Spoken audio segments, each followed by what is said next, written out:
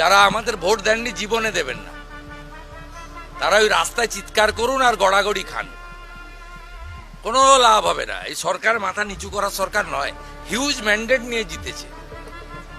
সব যোগ বিয়োগ 5 বছর পরে হবে। কেন এত 3000 টাকা দিতে হেগে মুতে দিচ্ছে, তারা নাকি আবার 3 লাখ টাকার বাড়ি দেবে।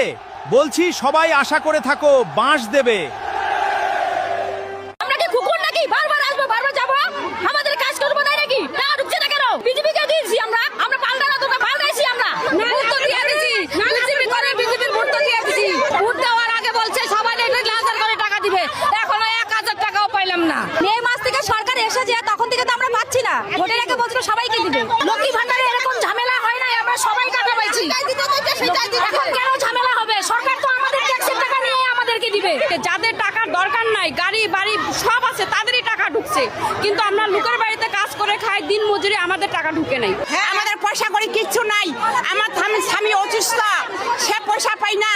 হ্যাঁ, আমাদের কি দুঃখ তো আমি জানি। আজ আমি 100 টাকা দিয়ে ভাড়া দিয়ে আসলাম, ওই 100 টাকা হলে আমাদের সংসারের হয়, সেই সংসারে খুলাই দিয়ে আমি বিডিও অফিসে আসলাম, তাও আমাদের পয়সাটা উঠলো না। লক্ষ্মী ভান্ডার পাইছি তো লক্ষ্মী ভান্ডার আমরা পাইছি।